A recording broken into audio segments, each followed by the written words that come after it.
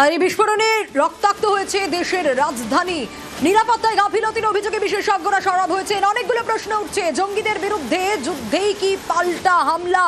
প্রশ্ন উঠছে, এখানেই শেষ নয়, আরো প্রশ্ন রয়েছে। প্রশ্ন উঠছে, দিল্লিতে নিরাপত্তার নজরদারিতে গাফিলতি।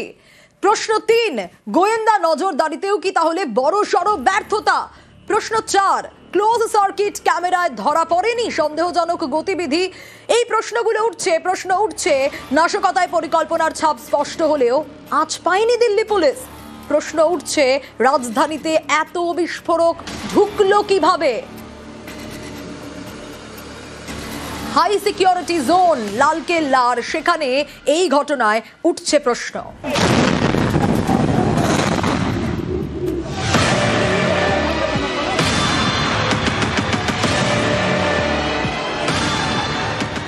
আর নিরাপত্তায় গাফিলতির অভিযোগে বিশেষজ্ঞরা সরব হয়েছেন। কেন সরব? তার কারণ হাই সিকিউরিটি জোন এই লালকেল্লা। ফরিদাবাদে বিস্ফোরক উদ্ধারের দিনেই দিল্লিতে বিস্ফোরণের ঘটনা ঘটলো। একটা পার্কিং জোন, পার্কিং লটে 3 ঘন্টা গাড়ি দাঁড়িয়ে থাকলো, আর গাড়িতেই আত্মঘাতী জঙ্গি অপেক্ষা করলে। এত কিছুর পরেও পুলিশ কিচ্ছু টের পেল না। তারপরও নাশকতা এড়ানো গেল না। গোয়েন্দা ব্যর্থতার অভিযোগে বিশেষজ্ঞরা সরব হয়েছে।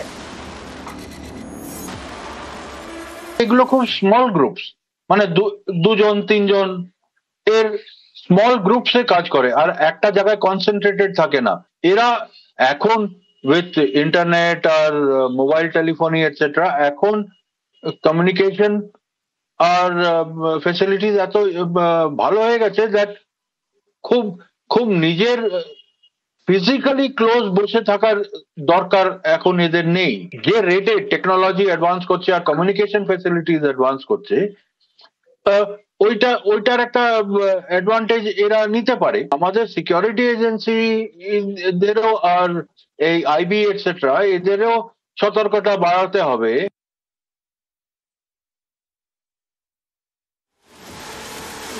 এখানে যাই এরকম অ্যাক্টিভিটি হয়, তার মধ্যে আইএসআই আর পাকিস্তানের হাত আছে। তাছাড়া এখানে এরকম অ্যাক্টিভিটি হতে পারে না আমাদের দেশে। কিছুদিন আগেই ইঙ্গিত পাওয়া গেছিল যে জৈশ-এ মোহাম্মদ কিছু পোস্টার্স বের করেছিল, থ্রেটনিং পোস্টার্স কাশ্মীরে।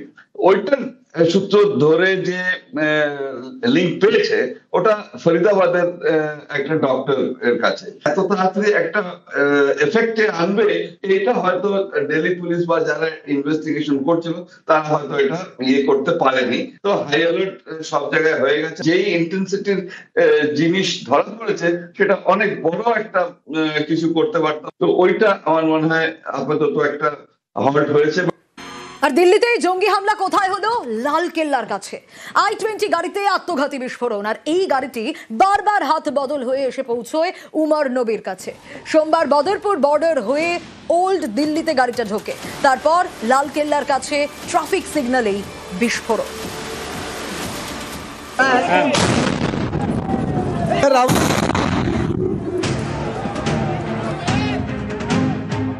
রাজধানীর বুকে আতঙ্কের সন্ধে। লালকেল্লার কাছে গাড়িতে বিস্ফোরণ, রক্তাক্ত রাজপথ, দুমড়ে মুচড়ে যায় একের পর এক গাড়ি, রাস্তায় ছড়িয়ে ছিটিয়ে দেহের টুকরো।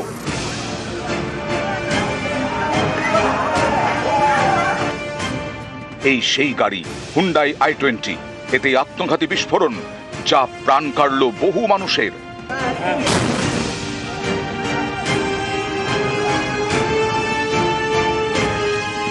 হুন্ডাই i-20-তে বসে থাকা এই ব্যক্তিকে দেখুন। এই সেই আত্মঘাতী জঙ্গি যে হামলা চালায় লালকেল্লার কাছে। বিস্ফোরণের সময় গাড়িতে কি আর কেউ ছিল খতিয়ে দেখছেন গোয়েন্দারা। এই গাড়ি বারবার মালিকানা বদল হয়েছে। এই i-20 গাড়ির প্রথম মালিক মোহাম্মদ সালমান। তিনি গাড়িটি বিক্রি করেন হরিয়ানার ফরিদাবাদের একটি এজেন্সিকে। এই সেই এজেন্সির অফিস। অফিসের সামনে সারি দিয়ে গাড়ি, কিন্তু অফিস অধিকাংশ দিনই নাকি বন্ধ থাকে। ফরিদাবাদের এজেন্সি গাড়িটি বিক্রি করে নাদিমকে। নাদিমের কাছ থেকে যায় আমির রশিদের কাছে। সব শেষে উমর নবী। এই উমর নবী দিল্লির হামলায় আত্মঘাতী জঙ্গি। গাড়িটির এই বারবার হাত বদল কি তাহলে তদন্তকারীদের চোখে ধুলো দেওয়ার জন্য? এটাও কি তবে নাশকতার প্ল্যানিংয়েরই অংশ? এই সব প্রশ্নের উত্তর খুঁজছেন গোয়েন্দারা। তদন্তে তারা জানতে পেরেছেন দিল্লি হরিয়ানার মাঝে বদরপুর বর্ডার, এই বদরপুর হয়েই গাড়িটি দিল্লিতে ঢোকে। আউটার রিং রোড হয়ে পৌঁছয় ওল্ড দিল্লি। লালকেল্লার কাছে একটি পার্কিং লটে প্রায় 3 ঘন্টা গাড়িটি দাঁড়িয়ে থাকে। এক মুহূর্তের জন্য গাড়ি থেকে বেরোতে দেখা যায়নি উমার নবীকে। কেন গাড়ি থেকে বেরোলো না উমার? সে কি কারো জন্য অপেক্ষা করছিল? উত্তর খুঁজছেন গোয়েন্দারা। 3 ঘন্টা পর গাড়িটি এগোতে থাকে। লালকেল্লার কাছে সিগন্যালে ধীরে ধীরে দাঁড়ায়, তারপরেই বিস্ফোরণ। নিউজ 18 বাংলা। আর এই জঙ্গি হামলায় দিল্লি রক্তাক্ত, দোষীদের রেয়াত নয়, প্রধানমন্ত্রীর হুঁশিয়ারি। জঙ্গি ষড়যন্ত্রের শিকার খুঁজে শাস্তির হুঁশিয়ারি মোদীর। बहुत भारी मन से आया हूं। कल शाम दिल्ली में हुई भयावह घटना ने सभी के मन को व्यथित कर दिया है। मैं पीड़ित परिवारों का दुख समझता हूं। आज पूरा देश उनके साथ खड़ा है। मैं कल रात भर इस घटना की जांच में जुटी सभी एजेंसियों के साथ, सभी महत्वपूर्ण लोगों के साथ संपर्क में था, विचार विमर्श चलता था, जानकारियों के तार जोड़े जा रहे थे। हमारी एजेंसियां इस षड्यंत्र की तह तक जाएगी।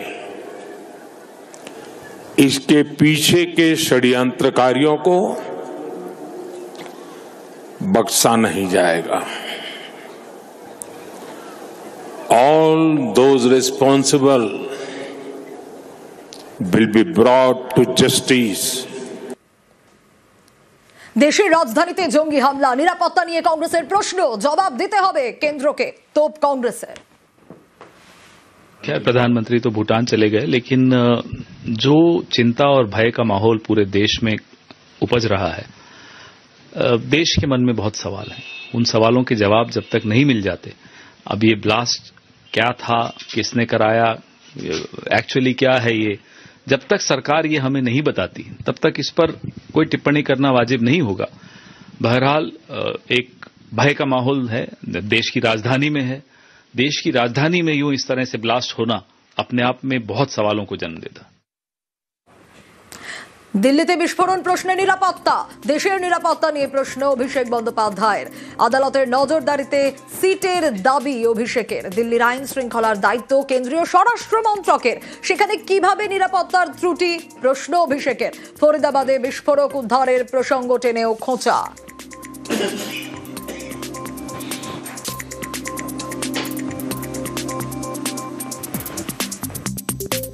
যারা দায়িত্বে রয়েছেন, দিল্লি পুলিশ স্বরাষ্ট্রমন্ত্রী মন্ত্রকের অন্তর্ভুক্ত, স্বরাষ্ট্রমন্ত্রী, দেশের গৃহমন্ত্রী এবং দেশের প্রধানমন্ত্রীর দিকে তাকিয়ে রয়েছে ভারতবর্ষ। কিন্তু আমরা আস্থা পাবো কোত্থেকে? পার্টির পক্ষ থেকে আমরা দেশের স্বরাষ্ট্রমন্ত্রীর আমরা ইস্তফা চাই, তার আমরা রেজিগনেশন চাই। দেশের গুরুত্বপূর্ণ যিনি প্রধানমন্ত্রী, স্বরাষ্ট্রমন্ত্রী নির্বাচন নিয়ে ব্যস্ত, সেখানে কোথাও না কোথাও আমাদের দেশের প্রতিরক্ষা, আমাদের দেশের বর্ডার, আমাদের দেশের অভ্যন্তরীণ সুরক্ষার সঙ্গে কম্প্রোমাইজ হয়েছে। আর বিরোধীদের পাল্টা নিশানা বিজেপির। যখন ইউপিএ সরকারের অংশ মমতা বন্দ্যোপাধ্যায় ছিলেন এবং তার আগে কংগ্রেস নেত্রী হিসেবে তিনি কেন্দ্রের মন্ত্রীও ছিলেন, তখন ভারতবর্ষে কতবার বোম বিস্ফোরণ হতো তার হিসেবটা একবার আছে? যদি সেই সময়কার বোম বিস্ফোরণের হিসেব এবং তাতে যদি স্বরাষ্ট্রমন্ত্রীর ব্যর্থতা ধরতে হয়, তাহলে তো প্রতি মাসে একটা করে নতুন স্বরাষ্ট্রমন্ত্রী ভারতবর্ষে তৈরি করতে হতো, এত বোম বিস্ফোরণ হতো। তার সরকারের কোনো একজনের কি এই নৈতিক অধিকার হয় বা নৈতিক অধিকার আছে এই ব্যাপারে প্রশ্ন তোলার?